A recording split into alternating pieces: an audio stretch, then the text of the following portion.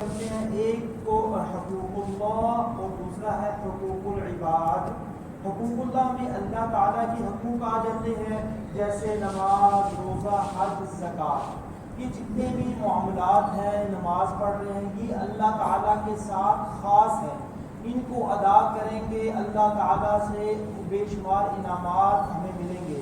اگر ان میں کمی کوتاہی ہوئی تو اللہ تعالیٰ کے اوپر ہے کہ وہ اسے ہمیں معاف کر دے یا اس کی سزا دے دے۔ جو بھی ہوگا وہ اللہ تعالیٰ کی صرف خاص ہے، کیوں اللہ غفور الرحیم ہے۔ لیکن یہ غفور الرحیم ہے لیکن اس وقت جب آپ سارے معاملات کو کرتے کرتے کوئی کمی کوتاہی رہ جائے، اس وقت یہ ہمارے دلوں کے اندر جو باتیں بیٹھی ہوئی ہیں، کیا کہ اللہ غفور رحیم ہے، کریں یا نہ کریں ایسا نہیں، پہلے کریں اس کے بعد کوئی کمی کوتاہی رہ جائے پھر اس پر اللہ تعالیٰ پھر ہمیں کہیں گے یہ بندہ میری عبادت کرتا تھا، یہ روزہ رکھتا تھا، زکوٰۃ دیتا تھا، حج کا وقت آیا اور حج اس پر فرض ہو گیا، اس نے کو کرنے کی کوشش کی، پھر کوئی کمی کوتاہی ہوئی، پھر اللہ تعالیٰ معاف فرما دیں گے۔ یہ چیزیں اللہ تعالیٰ کے ساتھ خاص ہیں، اللہ چاہے جس کو معاف کر دیں، جس کو سزا دے دیں۔ اب دوسری جو چیز ہے یہ ہو گئے حقوق اللہ اور دوسرے ہیں حقوق العباد۔ اب اس میں کوئی کمی کوتاہی ہو گئی وہ اللہ تعالیٰ معاف اس وقت تک نہیں کریں گے جب تک آپ نے کسی کے ساتھ جو معاملہ خراب کیا ہوا، کسی سے کوئی لڑائی جھگڑا کیا ہوا، کسی کا کوئی لین دین کھایا ہوا، کوئی بھی معاملہ ایسا ہو جو کسی انسان کے ساتھ خاص ہو اور اس کے ساتھ وہ اس کے بعد اس نے اس سے معافی نہ مانگی ہو، پھر کیا ہوگا کہ اللہ تعالیٰ اس کی معافی کبھی بھی قبول نہیں کریں گے اس وقت تک جب تک وہ اس بندے سے معافی نہ مانگ لے، جب تک اس سے معاملات اپنے کلیئر نہ کر لے، جب تک کوئی لین دین کی کوئی بھی بات ہے کسی شعبے میں بھی کسی جگہ پر بھی جب تک وہ معاملات کلیئر نہیں ہو جائیں گے اللہ تعالیٰ اس کو معاف نہیں فرمائیں گے۔ اس لیے ہم اپنی زندگی میں دیکھیں کہ دنیا کے آج کل محلات و معاملات، نمازیں بھی پڑھ رہے ہیں، زکوٰۃ بھی ادا کر رہے ہیں، حج بھی کر رہے ہیں، یہ سب معاملات ہم پورے کرتے چلے جا رہے ہیں، لیکن جب معاملات کی باری آتی ہے اس میں ہم بہت دور نکل جاتے ہیں، لیکن پھر اس کی بہت سخت پکڑ ہے، اس کی معافی نہیں ہے۔ اس لیے اپنے معاملات میں، اپنے رہن سہن میں ہر جگہ پر اپنے معاملات کو کلیئر کرو، اپنے معاملات کو درست کرو۔ یہ دین ہمارے تک ایسے ہی نہیں پہنچا، اس میں بہت بہت محنت ہے، اور ہمارے علماء کرام، بزرگان دین، صحابہ کرام تک، حضور صلی اللہ علیہ وسلم تک ہر آدمی نے دین کے معاملے میں اتنی احتیاط کی ہے کہ وہ مثال آپ کے سامنے ہے کہ حضور صلی اللہ علیہ وسلم آخری وقت میں کیا سارے صحابہ کو جمع کر کے کہہ رہے ہیں کسی کی کوئی دنیا کے اندر کوئی بھی معاملہ آپ صلی اللہ علیہ وسلم سے ایسا کوئی معاملہ تو ہوا بھی نہیں، لیکن اپنی امت کو سبق دینے کے لیے کیا کہہ رہے ہیں، دنیا کا کوئی بھی معاملہ کسی وقت بھی کسی بھی حالت میں اگر ہو گیا ہو تو میں اس سے معافی مانگتا ہوں۔ اب یہ دیکھیں آپ صلی اللہ علیہ وسلم جو ہر بات میں، ہر جگہ پر ہر کسی کو یہی سبق دیتے ہیں، معاف کرو، درگزر کرو۔ پھر وہ بھی آخری اپنے وقت میں کیا کہہ رہے ہیں کہ میرے اگر معاملہ کسی کے ساتھ ہو تو وہ آگے میرے ساتھ بدلہ لے سکتا ہے۔ اب یہ دیکھیں یہ حضور صلی اللہ علیہ وسلم ہمیں بتانا چاہتے ہیں کہ تم اپنے معاملات کو درست کر لو، اگر درست نہیں کرو گے تو پھر وہ سخت پکڑ ہونے والی ہے، وہاں سے ہم نہیں نکل سکتے۔ حضور صلی اللہ علیہ وسلم معراج پر تشریف لے کے وہاں پر گزر ہوا ایک ایسی قوم سے جو جن کے ہاتھوں کے جو ناخن تھے وہ تانبے کے تھے، یعنی کہ اتنے سخت اور تیز تھے، وہ اپنے گوشتوں کو خود نوچ کر خود ہی کھا رہے تھے۔ حضور صلی اللہ علیہ وسلم نے حضرت جبرائیل علیہ السلام سے پوچھا یہ کون لوگ ہیں؟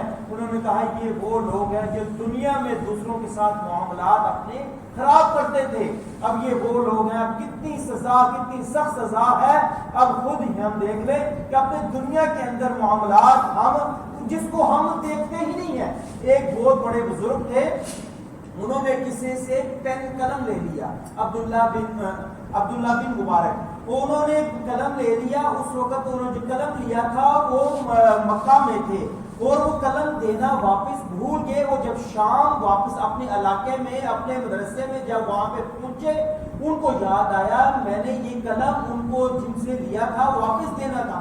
وہیں سے انہوں نے دوبارہ سواری لی. وہ کتنے دنوں کا سفر کرتے ہوئے ان کو واپس آئے اور معافی مانگی، میں نے آپ سے قلم لیا تھا، اس میں تاخیر ہو گئی، اس میں تاخیر کی میں معافی مانگتا ہوں، یہ آپ کا قلم واپس لے لیں. ہم تو چھوٹی چھوٹی چیزوں کی تو پرواہ ہی نہیں کرتے. ایک بہت بڑے بزرگ امام راغب گزرے ہیں، انہوں نے وہ کسی بزرگ کے خواب میں آئے. انہوں نے کہا کہ آپ کے ساتھ اللہ تعالیٰ نے کیا معاملہ کیا؟ انہوں نے کہا معاملات تو بہت سارے معاملات بہت اچھے ہوئے، لیکن ایک معاملے پر مجھے سخت سزا ہو رہی ہے. یہ جن کے بارے میں بہت بڑے عالم ہیں، بہت بڑے محدث ہیں اور سینکڑوں ہزاروں ان کے طلبہ ہیں، لیکن ان کے ساتھ کئی سالوں سے ان کو سزا ہو رہی ہے. پھر انہوں نے بتایا کہ ان سے پوچھا گیا کہ سزا کس معاملے میں ہو رہی ہے؟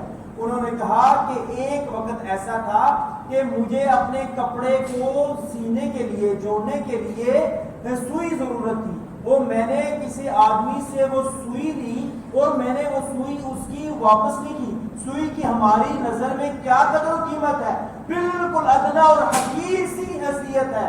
اب خود ہی حساب لگا لیں، ایک سوئی کی اتنی پکڑ ہو رہی ہے.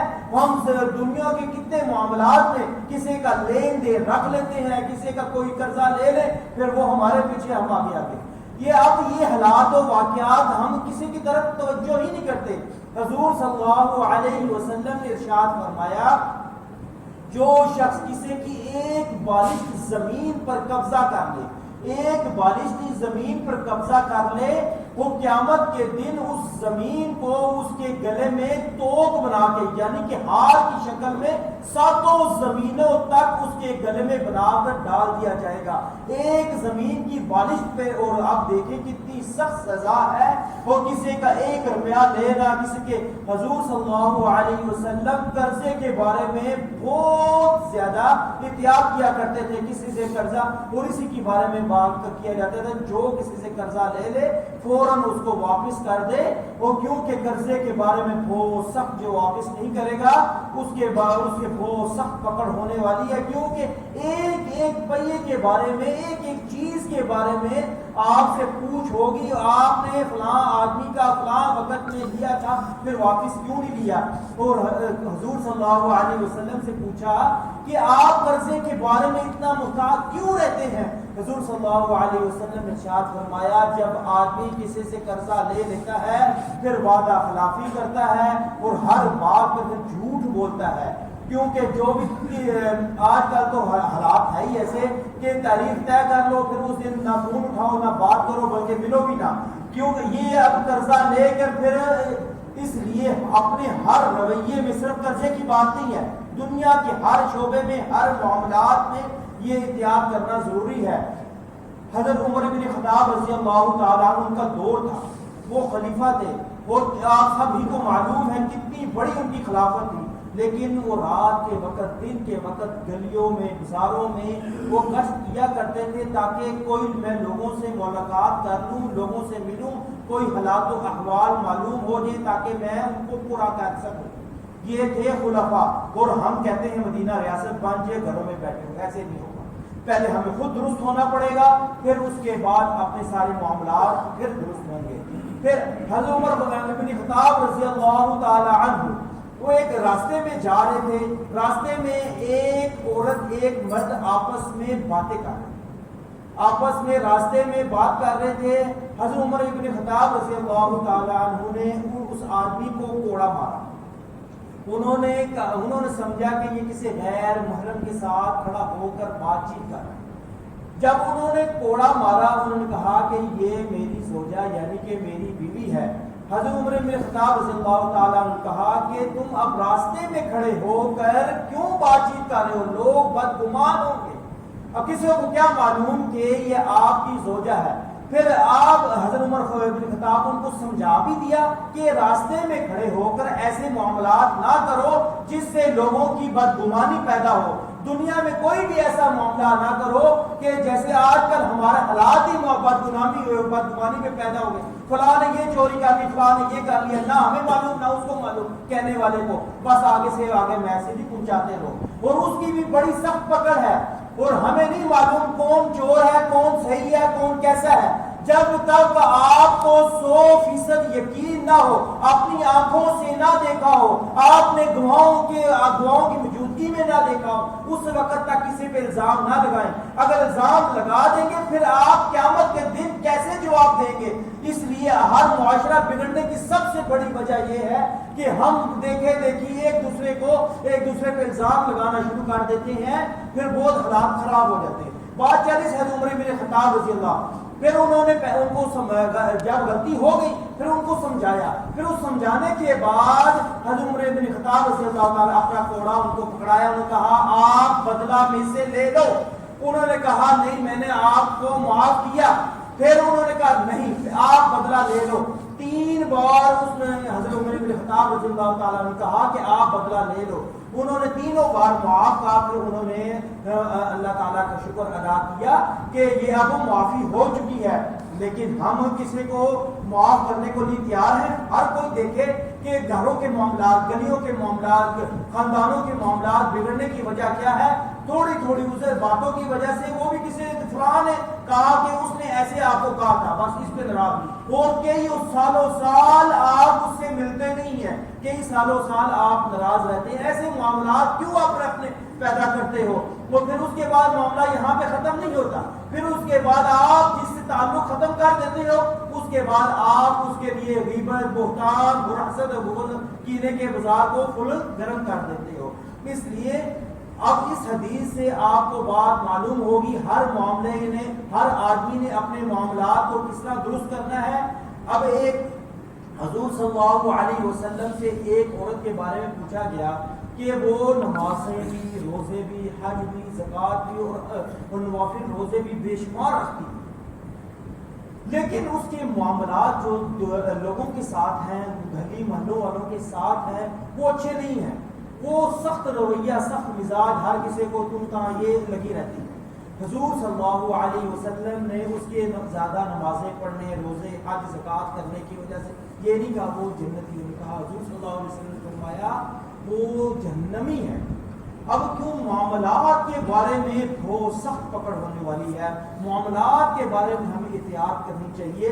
اس لیے ہم جتنی احتیاط کریں گے اتنا ہی ہم دنیا میں بھی کامیابی ہوں گے, دنیا میں راحت, اور بلڈ پریشر کی گولیاں کھانے سے اور یہ ہر وقت جو ٹینشنیں ہیں یہ ہماری ختم ہو جائیں گی. لیکن اس سے پہلے اپنے مزاج میں نرمی پیدا کرنی ہے. اب حضور صلی اللہ علیہ وسلم مسجد نبی میں تشریف فرماتے ہیں. نبی کریم صلی اللہ علیہ وسلم نے ارشاد فرمایا تمہیں پتہ مفلس کون ہے؟ صحابہ کرام رضی اللہ عنہم اجمعین نے کہا یا رسول اللہ, اللہ اور اللہ کے رسول بہتر جانتے ہیں. یہ بات اس لیے آپ صلی اللہ علیہ وسلم کو حضور صلی اللہ علیہ وسلم صحابہ سے پوچھتے تھے تو آگے وہ کیوں یہ جواب دیتے تھے؟ کہتے اگر ہم کوئی ایسا جواب دے دیں لیکن حضور صلی اللہ علیہ وسلم اس سے بہتر جواب دینا چاہتے ہو, وہ اس لیے ہر معاملات میں وہ کہتے ہیں اللہ اور اللہ کے رسول بہتر جانتے ہیں. پھر حضور صلی اللہ علیہ وسلم نے ارشاد فرمایا مفلس وہ شخص ہے جو کہ قیامت کے دن اللہ تعالیٰ کے سامنے حاضر ہوگا, اس کے پاس بے شمار نمازیں بھی ہوں گی, حج بھی ہوگا, زکوٰۃ بھی ادا کی ہوگی, نیکیوں کے انبار لگے ہوں گے, پہاڑوں کے پہاڑ نیکیوں کے ہوں گے. لیکن جب وہ معاملات کی باری آئے گی, فلاں کی غیبت کی ہوئی, فلاں پہ بہتان لگایا ہوا, فلاں حق مارا ہوا, فلاں کی تان کھا گیا, فلاں کا فلاں حق لے لیا, پھر کیا ہوگا کہ وہ سب کے سب لائن میں لگے ہوں گے. پھر اللہ تعالیٰ کی طرف سے حکم ہوگا کہ اس کی جو نیکیاں ہیں, جو یہ پہاڑوں کی پہاڑ نیکی لے کے آیا, وہ نیکیاں سب کی سب ان لوگوں میں تقسیم کر دی جائے جس کا جتنا حق ہے. وہ سب کی سب نیکیاں دے دی جائیں گی. بعد میں لوگ ابھی بھی ہوں گے اور نیکیاں ختم ہوں گی. پھر اللہ تعالیٰ کی طرف سے حکم آئے گا کہ اب ان لوگوں کے گناہ اس کے اوپر ڈال دیے جائیں. وہ اب جن کے ساتھ جو معاملات کیے ہوں گے وہ سب کے سب ان کے گناہ اس پہ ڈالتے ڈالتے یہاں تک آیا تھا نیکیوں کے پہاڑ لے کے، اور اب کھڑا ہے گناہوں کے پہاڑ لے کے۔ اب اس لیے یہاں پہ ہر بھائی اپنا بیٹھا ہوا اپنا خود محاسبہ کرے، ہر بھائی اپنا خود ہی وکیل ہے اور اپنا خود ہی جج ہے، خود ہی اللہ تعالیٰ آپ کو خود ہی، آپ اپنے رات کو بستر پر جب لیٹتے ہیں 2 منٹ کے لیے موبائل کو سیٹ پہ رکھ کر سوچیں کہ میرے پورا دن کے معاملات کیسے گزرے، کہیں پہ اللہ تعالیٰ کے حکم تو میں نے نہیں توڑے، نبی کریم صلی اللہ علیہ وسلم کے طریقے تو نہیں میں نے چھوڑے۔ جب یہ اپنی زندگی کے تمام معاملات کا رات کو تنہائی میں بیٹھ کے محاسبہ کرے گا، پھر اس کو اپنی پورے 24 گھنٹے کی زندگی سامنے آئے گی، پھر اس پر اگر معاملات صحیح کیے ہوئے، سنت پہ عمل کیا ہوا، پھر اس پہ اللہ تعالیٰ کا شکر ادا کرے، اگلا دن اور اچھا گزرے گا اور نیکیوں کی توفیق ہوگی۔